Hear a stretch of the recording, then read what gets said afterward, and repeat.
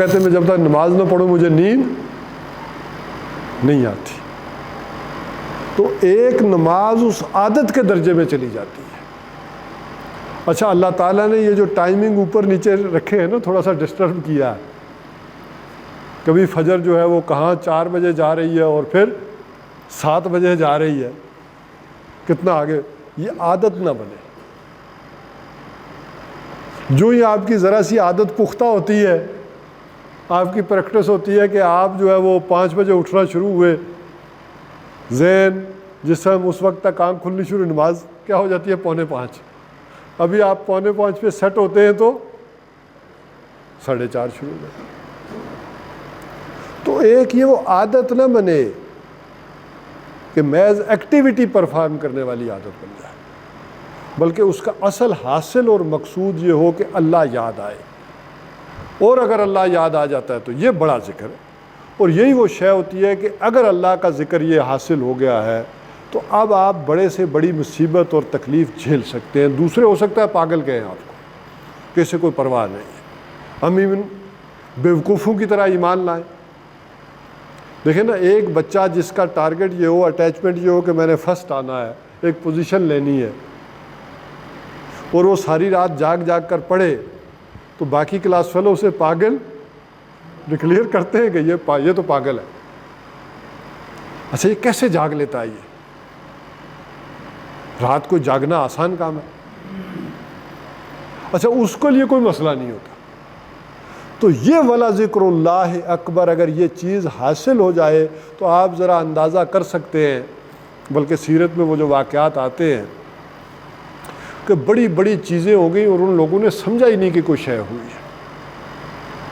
خاص کر بدر میں وہ دیکھیں ذرا, 2 ٹین ایجر ابھی بھائی, حضرت معاذ اور معوذ, جنہوں نے ابو جہل کو قتل کیا. تو ان کا تاریخ میں واقعہ آتا ہے کہ جب صفیں آمنے سامنے ہوئی تو ان دونوں بھائی گھر سے ارادہ کر کے آئے تھے کہ ابو جہل کو نہیں چھوڑنا, یہ ہمارے نبی کا دشمن ہے, ہمارے دین کا دشمن ہے. تو انہوں نے پوچھا بھی, اب مجھے اس وقت یاد نہیں آ رہا, ایک سینئر صحابی سے پوچھا کہ چچا جان ان میں ابو جہل کون سا ہے جو سامنے لوگ کھڑے ہیں؟ تو انہوں نے بتایا کہ وہ ہے. تو پوچھا تم کیا کرو گے؟ ابو جہل جیسی شخصیت کے سامنے آنا کوئی آسان کام تھا؟ بڑا بہادر آدمی تھا, لیکن وہ تیر کی طرح نکلے اور گئے, اس پر حملہ آور ہوئے. اب راستے میں ایک بھائی کی بازو کٹ گئی, بازو کٹی ہے, تلوار کا وار پڑا ہے, تو کوئی ایک وہ ٹینڈر سا کوئی جلد تھوڑی سی اٹکی رہ گئی, تو اب بازو جھول رہا ہے, وہ بھاگ رہا ہے تو بازو جھول رہا ہے. تو اس نے دیکھا یہ خام خواہ یہ بازو میرے راستے میں کیا ہے, رکاوٹ بنا ہوا ہے. ہاں, اور اس نے پاؤں کے نیچے رکھ کے یوں جھٹکا دیا اور بازو کو اٹھا کر پھینک دیا. یہ کوئی انسان کر سکتا ہے؟ یہ تو پڑھتے ہوئے بھی ایک جھرجھری طاری ہو جاتی ہے کہ کیسا معاملہ. اب یہ ولا ذکر اللہ اکبر, اب یہ جو محبت اور لگاؤ ہو جائے, یہ اٹیچمنٹ ہو جائے, تو پھر انسان کو کوئی پرواہ نہیں ہوتی. وہ جیسے امام ابن تیمیہ کہتے تھے, جب ان پر وہ تشدد کا آغاز ہوا اور جیل میں ماریں پڑی ہیں, تو وہ کہتے تھے ان جنتی مائی, میری جنت تو میرے ساتھ ہے, میں خول میں لپٹا ہوا ہوں, مجھے جتنی یہ مار لیں جتنا مرضی کر لیں مجھ پر اس کا کوئی اثر نہیں. طور پر وہاں پہنچ چکے تھے. اور آپ کو معلوم ہے یہ تو تھوڑی بہت پریکٹس کر کے جاسوس بھی اس درجے پہنچ جاتے ہیں کہ جتنا مرضی مار لو وہ راز نہیں اگلتے. اور کس کے لیے نہیں اگلتے؟ اپنے ملک کے لیے. تو ذرا دیکھیں کہ ذرا ایک آدمی اگر ملک کے لیے بھی وفادار ہو جائے, وہ جان دے دیتا ہے لیکن راز افشا نہیں کرتا. بلکہ ایئر فورس والوں کے لیے تو وہ راشد منہاس کی, وہ بھی ینگ ہی تھا نا, نوجوان. اس نے دیکھا کہ وہ ٹریپ میں لایا ہے استاد اس کا, اور اب وہ بھگا رہا ہے, تو اس نے جان دے دی, طیارہ ٹکروا دیا. اسے پتا تھا کہ وہ خود بھی مر جائے گا. اب یہ ہے وہ شے کہ ولا ذکر اللہ اکبر, اگر وہ اللہ کے ساتھ اٹیچمنٹ پیدا ہو جائے تو پھر تم نہیں گھبراؤ گے. کیونکہ حضرت خباب کا وہ تو چلیں واقعہ تو آتا ہے کوئلوں پر لٹانے والا ذرا آخر کا، لیکن سب سے پہلے کیا شروع ہوا تھا؟ جن لوگوں نے، وہ لوہار تھے جنہوں نے اپنے ہتھیار تلواریں تیز کروائی تھیں، سب نے پیمنٹ روکی تھی. سب سے پہلا کام یہ کیا تھا تو انہوں نے کہا کہ اس کو کوئی آدمی پیمنٹ نہیں کرے گا. اب ہم دیکھتے ہیں یہ کھائے گا کیسے. پہلے حملہ تو یہ ہوا تو انہوں نے کہا نہیں پرواہ کی. تو انہوں نے دیکھا کہ یہ آ کر منتیں کرے گا، کو ہاتھ جوڑے گا، کیونکہ میرے ڈیوز، ٹھیک ہے نا، میری پینشن، کچھ تو مانگے گا نا، آ کے کہے گا معافیاں طلب کرے گا. تو اس نے جب کچھ نہیں کیا تو اب اگلا مرحلہ آیا تھا اس کو کوئلوں پر لٹانے کا. تو بہرحال وَلَا ذِكْرُ اللَّهِ اکبر، یہ اللہ کا ذکر بہت بڑی بات ہے. یہ انسان کے دل میں یہ یاد آ جائے. اور یہ یاد کیسے آئے گی؟ دو چیزیں یہاں بتائی گئی ہیں. ایک اُتْلُ مَا أُوحِیَ إِلَيْکَ مِنَ الْکِتَابِ، اور دوسری وَأَقِمِ الصَّلَاۃَ. تمہارے لیے سہارا یہ ہوگی اس سارے مشکل دور میں. اب آ جائیے اس وَاللَّهُ يَعْلَمُ مَا تَصْنَعُونَ. وہ اللہ خوب جانتا ہے کہ جو کچھ کہ تم کر رہے ہو، تمہارے سارے اعمال سے تمہارے اندر نیتیں کیا ہیں اور کتنی اللہ کی یاد ہے، اس کے لیے یہ کر رہے ہو. اللہ کے علم میں ہے ساری بات. اب یہی آیات جو ہے سورہ کہف کے اندر بھی آئی. آپ کو معلوم ہے کہ وہاں بھی اسی طرح کا ایک تذکرہ چل رہا ہے کہ دجالی دور اور اس کے اندر مصائب اور پریشانیاں، تکالیف اور جائے پناہ کیا ہے. وہاں فرمایا، یہاں اتلو ما تھا، وہاں وطلو ما. وطلو ما اوحی الیک من الکتاب ربک، وہی بات کی گئی کہ وطلو ما، اور تلاوت کیجئے، ما اوحی الیک، جو کچھ بھی آپ کی جانب وحی کیا گیا ہے، من کتاب ربک، آپ کے رب کی طرف سے کتاب میں سے. یعنی ابھی تک جو کچھ نازل ہو چکا ہے اس کتاب میں سے، اس میں سے کیا کیجئے؟ تلاوت کیجئے. آپ اپنا تعلق اس کتاب کے ساتھ جوڑے رکھیے. یہ اس میں حضور صلی اللہ علیہ وسلم کے ذریعے گویا مکی دور میں جتنا بھی خطاب ہوتا تھا وہ صیغہ واحد میں، جو بات حضور صلی اللہ علیہ وسلم سے کہی جا رہی ہوتی تھی وہی اصل میں مسلمانوں کے لیے ہدایت ہوتی تھی. بحیثیت امت تو خطاب آ کر شروع ہوا ہے مدینہ میں. تو وَاتْلُ مَا أُوحِیَ إِلَيْکَ مِن کتاب ربک، تو آپ تلاوت کیجئے جو کچھ بھی وحی کیا گیا ہے آپ کی جانب کتاب میں سے، آپ کے رب کی طرف سے. لا مبدل لکلماتہ، اس کی باتوں کو بدلنے والا کوئی نہیں ہے. اب اس کے بھی دو مفہوم ہیں. ایک مفہوم تو یہ ہے کہ اللہ کی سنت ثابتہ یہ ہے کہ اللہ تعالیٰ آزماتا رہا ہے جو بھی اس کی راہ میں آئے ہیں. جو سورہ آپ کہہ لیں عنکبوت کا مرکزی مضمون ہے کہ ہم آزماتے رہے ہیں جو بھی اس میدان میں آئے ہیں، تاکہ ہم دیکھیں کون ہے سچے اہل ایمان اور کون ہے جھوٹے دعوے دار. تو یہ اس کی سنت رہی ہے، آزمائش کے بغیر نہیں چھوڑتا. تو جو بھی دعویٰ ایمان کرے گا اس کو ہم آزمائیں گے. یہ اللہ تعالیٰ کی سنت رہی ہے. لا مبدل لکلماتہ، اللہ کی اس بات میں کوئی تبدیلی نہیں. یہی سنت تم پر بھی اپلائی ہوگی اور یہ آزمائش آ کر رہے گی. اور ایک مفہوم اس کا یہ ہے لا مبدل لکلماتہ، اس کی باتوں کو بدلنے والا کوئی نہیں ہے. ایک وقت آیا کہ جب قریش مکہ تھک ہار گئے. آپ کو معلوم ہے ایک وقت آئے وہ والد صاحب بھی مارنا شروع کریں، والدہ بھی تو بوڑھے ہو تو ان کا بھی ہاتھ تھک جاتا ہے اور آپ پر اثر نہیں ہوتا، تو مار مار کے تھک ہار کے بیٹھ جاتا ہے بندہ. آخر امیہ ابن خلف بھی مار مار کر بیٹھ جاتا تھا، کوئی اثر نہیں ہو رہا. ایک وقت آیا کہ قریش مکہ نے دیکھا کہ کوئی اثر نہیں ہو رہا، چاہے ہم جو مرضی کر رہے ہیں، غلاموں پر تشدد کر رہے ہیں، اسی طرح نوجوانوں کے ساتھ جو زیادتیاں کر رہے ہیں، چاہے چٹائی میں لپیٹ کر دھواں دے رہے ہیں، مادرزاد ننگے گھر سے نکال رہے ہیں. سعد بن ابی وقاص کی والدہ نے مرن بھرت رکھ لیا ہے کہ جب تک ایمان واپس نہیں اپنے باپ کے دین پر پلٹو گے میں مر جاؤں گی اور کھانا نہیں کھاؤں. اب یہ سارا کچھ ہو رہا ہے، نفسیاتی حربے بھی استعمال ہو رہے ہیں، واپس نہیں ہو رہے. تو انہوں نے پھر کہا کہ دیکھیے محمد، اب یہ تو نہیں ہو سکتا نا ساری باتیں آپ کی مان لی جائیں. اب آپ کچھ ہماری مانیے، کچھ ہم آپ کی مان لیتے ہیں، لیکن یہ قرآن جو ہے ان کمپرومائزیبل ہے، اس پر کوئی جو ہے وہ آپ راہ نکالیے. ایت بقرآن غیر ھذا او بدل ہو، یہ قرآن جو ہے کیا کہ یہ ایت بقرآن غیر ھذا، سورہ یونس میں آ گیا ایت بقرآن غیر ھذا، اس قرآن کے علاوہ کوئی چیز لائیے، کوئی منشور لائیے، کوئی کتاب لائیے. اچھا اور نہیں لا سکتے، معلوم ہوتا ہے کہ تمہارا رب بھی بڑا فنڈامنٹلسٹ قسم کا رب رکھا ہوا ہے، وہ کوئی تبدیلی نہیں چاہے گا، تو کیا کیجئے اس میں کوئی تبدیلی کر دیجیے. آپ کیا کیجئے خود سے کوئی اس میں تبدیلی، تاکہ ہمارے لیے بھی کچھ اڈاپٹیبل ہو، ہم بھی ذرا کوئی کر لیں. تو یہاں گویا کہ ایک طرح سے اس بات کی طرف بھی اشارہ ہے کہ اس کے ان کلموں کو کوئی بدلنے والا نہیں.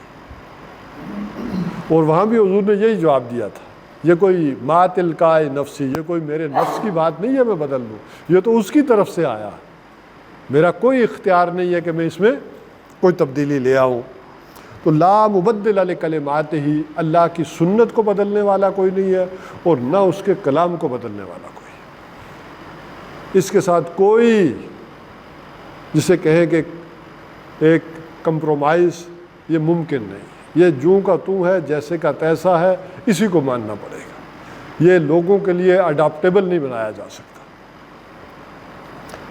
وَلَن تَجِدَ مِن دُونِهِ مُلْتَحَدًا، اب اگلی بات بھی کہ وَلَن تَجِدَ مِن دُونِهِ مُلْتَحَدًا، اس کے سوا کوئی جائے پناہ نہیں ہے. بلکہ دون ہی سے مراد دونوں ہو سکتے ہیں، من دون ہی اس کے سوا یا من دون ہی اس کتاب کے سوا کوئی جائے پناہ نہیں. من دون ہی ملتحدہ، کوئی جائے پناہ نہیں ہے، کوئی اصحاب کہف کا غار اب تمہارے لیے نہیں. اب جو بھی ہے تمہارے لیے جائے پناہ کیا ہے؟ اب ویسے بھی دنیا میں کون سی جگہ باقی بچ گئی ہے؟ کسی تورا بورا میں بھی آپ جائیں گے تو وہ مارے جائیں گے. تو اب اصل جائے پناہ کیا ہے؟ قرآن کی. تو ان سارے مصائب میں، مشکلات میں من دون ہی ملتحدہ.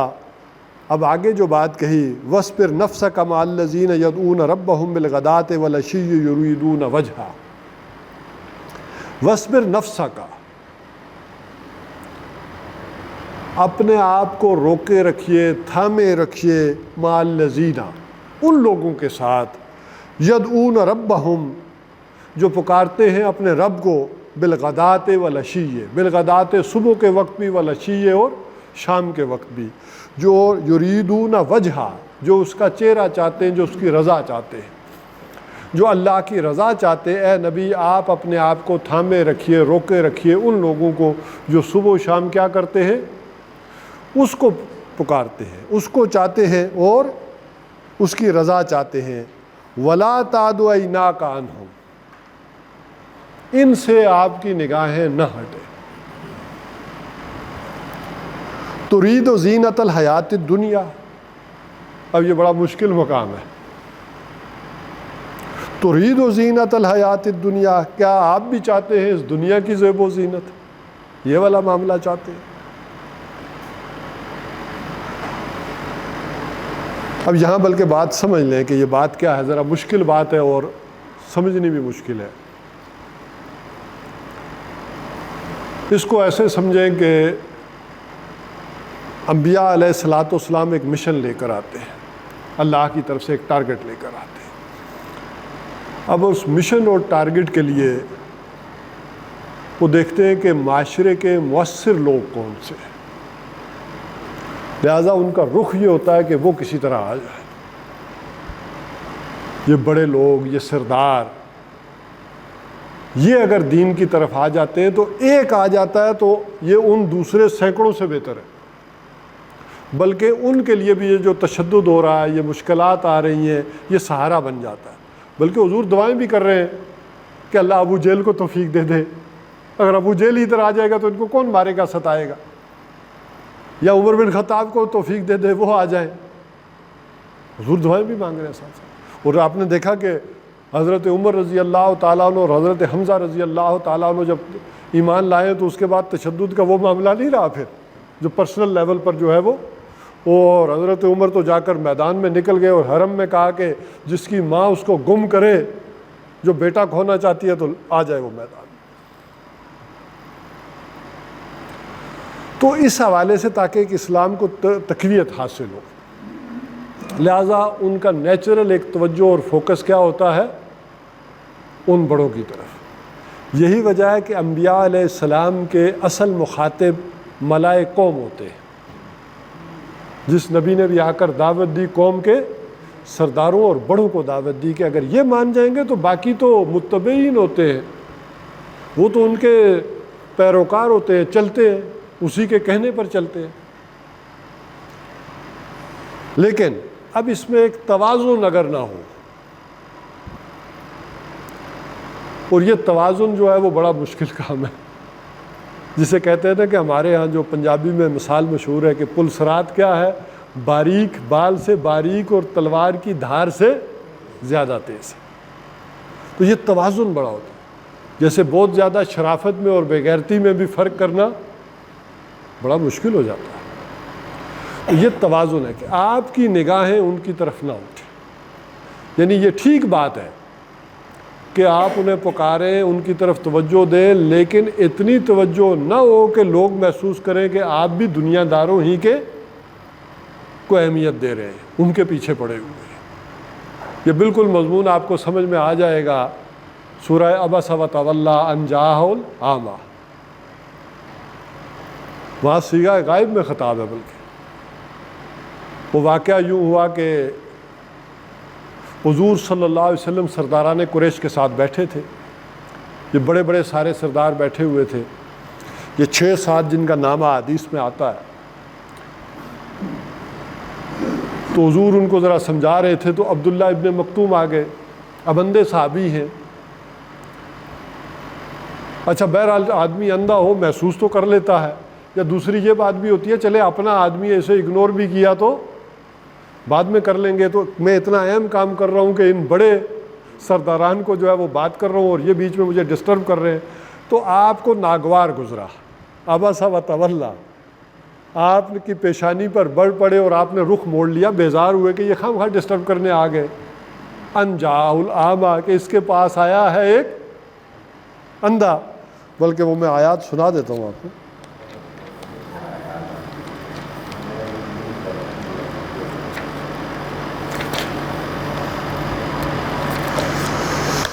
وَمَا يُدْرِيكَ لَعَلَّهُ يَزَّكَّىٰ، اور آپ کو کیا معلوم کہ ہو سکتا ہے کہ وہ تو اپنا تزکیہ چاہتا ہو، وہ پاکیزگی اختیار کرنا چاہتا ہو، آپ سے کچھ پوچھنے آیا ہو۔ وَيَذَّكَّرُ فَتَنفَعُ الذِّكْرَىٰ أَوْ يَذَّكَّرُ، یا آپ کی یاد دہانی اس کے لیے کیا ہوتی؟ فائدہ مند ہو جاتی، نفع بخش ہوتی، وہ کوئی فائدہ حاصل کرتا۔ وَأَمَّا مَنِ اسْتَغْنَىٰ، اور وہ جو بے پرواہ ہے، جو توجہ ہی نہیں دے رہا، فَأَنْتَ لَهُ تَصَدَّىٰ، اور آپ ہیں کہ اس کے پیچھے پڑے ہوئے کہ یہ لے آئیں ایمان۔ وَمَا عَلَيْكَ أَلَّا يَزَّكَّىٰ، اور آپ کے ذمے نہیں ہے کہ وہ تزکیہ کریں، وہ پاک ہوں، آپ کے ذمے تو نہیں ہے کہ کیوں یہ ایمان نہیں لائے۔ وَأَمَّا مَنْ جَاءَكَ يَسْعَىٰ، اور وہ جو آیا ہے آپ کے پاس بڑی کوشش کر کے، اندھا آدمی ہے اور کوشش کر کے آپ کے پاس آیا ہے، وَهُوَ يَخْشَىٰ، وہ ڈرتا بھی ہے۔ فَأَنْتَ عَنْهُ تَلَهَّىٰ، اور آپ ہے کہ اس سے تکافل برت رہے ہیں، آپ اسے نظر انداز کر رہے ہیں۔ نبی کلا، ایسا نہ کیجیے، انہا تذکرہ، یہ قرآن، یہ انہا، یہ وہی تو ایک یاد دہانی ہے، یہ تذکرہ ہے۔ فمن شاء ذکرہ، جس کی مرضی ہے اس سے یاد دہانی حاصل کرے، جو کو خاص ان کے لیے تو ہم نے نہیں نازل فرمایا۔ فی صحف مکرمہ، یہ بڑے ہی باعزت صحیفوں میں ہے، مرفوعۃ مطہرہ، بڑے بلند اور پاکیزہ، بایدی سفرہ، یہ ان لکھنے والے کے ہاتھوں میں ہے، کرام بررہ، جو بڑے ہی نیک اور باعزت فرشتے ہیں، یہ ان ہاتھوں میں ہے۔ اور قتل الانسان ما اکفرہ، ہلاک ہو جائے یہ انسان جس نے اس کا انکار کیا، جس کو نہیں مان رہے ہلاک ہوں، برباد ہوں۔ من ای شیء خلق، اور یہ دیکھتا نہیں ہے، سوچتا نہیں ہے کس چیز سے بنایا گیا، من نطفہ، ایک قطرے سے، خلقہ فقدر،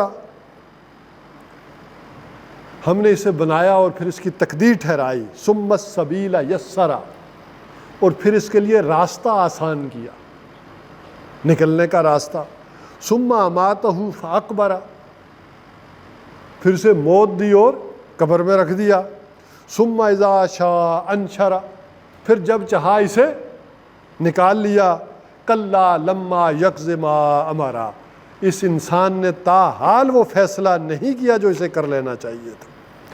اب یہ بات ہے کہ جو وہاں اس میں کہی گئی، اور حضور صلی اللہ علیہ وسلم عبداللہ ابن مکتوم جب بھی آتے تھے تو کہتے تھے کہ مرحبا بالذی، بڑی مرحبا، خوش آمدید اس شخص کے بارے میں کہ جس شخص کے بارے میں اللہ تعالیٰ نے مجھ سے بات پرس کی۔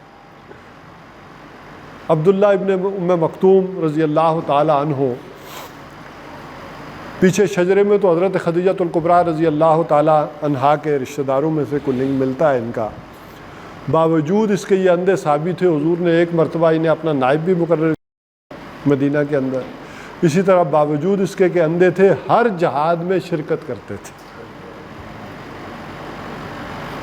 یعنی ایمان کا یہ لیول دیکھیں، وہ پیچھے، حالانکہ اندھے کے اوپر کیا ہے، یہ معاف ہے، لیکن وہ ہر جہاد میں جاتے تھے، اور غالباً جنگ قادسیہ میں جا کر حضرت عمر رضی اللہ تعالیٰ کے دور میں شہید ہوئے، پہلے نہیں ہوئے، ہر جنگ میں گئے۔ اچھا، وہ ڈیوٹی کیا کرتے تھے؟ اچھا، اندھا آدمی اور کچھ نہیں کر سکتا، جھنڈا پکڑ کے تو کھڑا رہ سکتا ہے، تو یہ جھنڈا پکڑ کے ایک جگہ کھڑے ہو جاتے تھے تاکہ ایک آدمی تو فری ہو نا، وہ لڑے جا کے وہ جھنڈا۔ تو اب بہرحال اس بات کو سمجھے جو بات یہاں کہی جا رہی ہے کہ ٹھیک ہے یہ دعوت کا رخ بڑوں کو سمجھانا کرنا، لیکن بالکل پیچھے ہی پڑ جانا یہ ٹھیک نہیں، تاکہ دنیا محسوس کرے کہ شاید ادھر ہی انسان کی توجہ ہے۔ اور دوسرے، آدمی کو اپنے آپ کو اتنا بھی نہیں گرانا چاہیے، اصل میں اس دعوت کا گرنا مقصود ہوتا ہے۔ یہ جو قرآن ہے، یہ جو دعوت ہے، یہ جو قرآن ہے، اس کا ایک مقام اور مرتبہ ہے۔ یہ یوں ہی جا کر پیچھے پھر کر پڑا جائے اور لوگوں کو کہا جائے آؤ آؤ آؤ آؤ، یہ اس کی بھی توہین ہے۔ یہ بہت اونچی شے ہے، یہ جو سورہ عبس کی آیات میں نے اس لیے آپ کو سنائی کہ جو آتا ہے آئے، نہیں آتا نہ آئے، اس کی توہین مت کریں۔ ایک عمومی دعوت تو ہو، لیکن آپ بالکل کسی کو پیچھے ہی پڑ جائیں کہ نہیں تم آؤ یا آؤ، یہ گویا کہ اس قرآن ہی کی بھی تو، اس کی بھی عزت رکھیں۔ تو ہم آپ سے نہیں پوچھیں گے کہ یہ ذمہ داری آپ کی ہے کہ یہ ہدایت پر آئے یا نہیں آئے۔ تو بہرحال یہ جو بات یہاں اس چیز کو سمجھیں گے تو آپ دیکھیں گے دعوت کے لیے، اس انقلاب کے لیے، اس معاشرے میں جو ریولوشن آنا ہے، اس کے لیے ان بڑے آدمیوں کی ضرورت تو ہے کہ وہ ذہین ترین لوگ آئیں گے، کریں گے۔ اچھا، اس میں ایک معاملہ ہوتا ہے، یہ سمجھ لیں، ہم لوگ اسلام لانا چاہتے ہیں نعرے مار کر، یا اسلام لانا چاہتے ہیں کسی کی مخالفت میں، یا تخریب کاری کرنا چاہتے ہیں۔ اچھی طرح سے سمجھ لیں کہ یہ لوگ تخریب کاری کر کے کوئی سسٹم گرا تو سکتے ہیں، نیا سسٹم نہیں کھڑا کر سکتے۔ یہ اس میں ان کے اندر اہلیت ہی نہیں ہوتی کہ اس نئے نظام کو بنا کر اور چلا سکے۔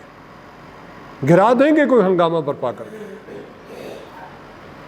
کسی نیگیٹو بنیاد پر یا طبقاتی کشمکش کو ابھار کر، کوئی حقوق کا تصور دلا کر۔ اسلام بالکل یہ نہیں چاہتا۔ اسلام چاہتا ہے کہ اس کی بنیاد اصل تعلق باللہ پر، اللہ کے لیے پازیٹیو جذبے کے ساتھ۔ اس بنیاد پر جو لوگ آئیں اور رخ ان بڑوں کی طرف ہو، کیونکہ ان میں سے جب تک لوگ نہیں آئیں گے نیا نظام گر تو سکتا ہے، پھر اگلا نظام چل نہیں سکتا۔ یہی ہوتا ہے کہ وہ لوگ پھر طبقاتی کشمکش کر کے دنیا میں جنہوں نے نظام برپا کیا، انقلاب برپا کیا، قتل و غارت کی نظام لے آئے، لیکن اس کو چلانے کے لیے پھر اسی بیوروکریسی کے آگے انہیں ہاتھ باندھ کر کھڑے ہونا پڑا کہ آئیں چلائیں، مجبوریاں ہو گئی پھر۔ لہذا یہ بالکل بنیاد میں صحیح بات رکھے کہ اصل ہماری جو دعوت اور انقلاب کی جو بنیاد ہے وہ اصل میں قرآن حکیم ہے۔ اس کی بنیاد پر جو ریولوشن آئے گا وہ اصل ریولوشن ہوگا۔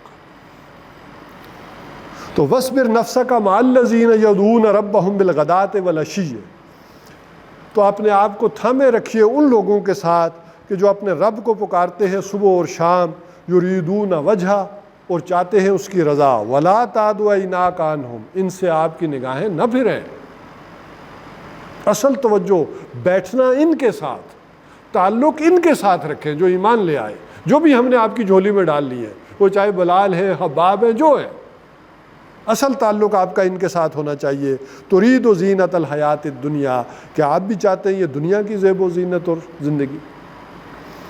وَلَا تُطِعْ مَنْ أَغْفَلْنَا قَلْبَهُ عَنْ ذِكْرِنَا، اب جس کے لیے میں نے ساری بات لائی تھی کہ یہاں وہ ذکر آ گیا، وَلَا تُطِعْ مَنْ أَغْفَلْنَا، ہرگز اس کے کہنے میں مت آئیے، اس کی بات مت مانیے، سنیے۔ من اغفلنا قلبہ، جس کے دل کو ہم نے غافل کر دیا ہے، عن ذکرنا، اپنے اس ذکر سے جس کو ہم نے غافل کر دیا، وہ کتنا ہی بڑا اسکالر کیوں نہ ہو، اگر قرآن سے اس کا تعلق نہیں ہے مت سنیں اس کی بات۔ یہ وہ لوگ ہیں اس وقت جو معاشرے میں لوگوں کو گمراہ کر رہے ہیں، جن کا تعلق اگر قرآن سے نہیں ہے تو مت سنیں اور توجہ دیں ان کی بات کو۔ حضور کو کہا گیا کہ جن کے دل کو ہم نے غافل کر دیا ہے اپنے ذکر سے، اور یہ اصل میں ہدایات کس کو دی جا رہی ہے؟ مسلمانوں کو دی جا رہی ہے۔ وَاتَّبَعَ هَوَاهُ، اور جو پیچھے پڑا ہوا ہے اپنی خواہش نفس کے، وَكَانَ أَمْرُهُ فُرُطًا، اور اس کا معاملہ کیا ہے؟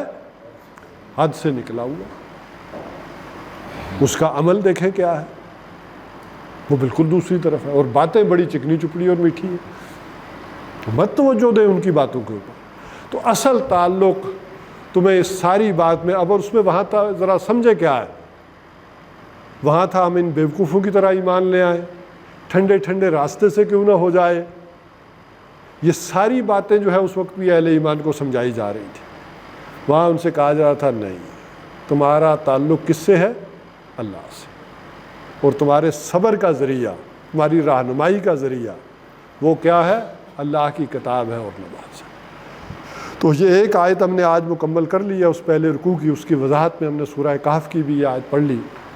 انشاءاللہ العزیز ان 3 رکوع کو، تاکہ یہ بڑے اہم ہے اس اعتبار سے کہ ان مشکل حالات میں، پرتشدد حالات کے اندر پھر انسان کے لیے کیا اقدامات ہیں جو اسے کرنے چاہیے، اور اس کے لیے سہارا کیا ہے، وہ اللہ کی کتاب ہے۔ اللہ تعالیٰ ہمیں اس پر عمل کرنے کی توفیق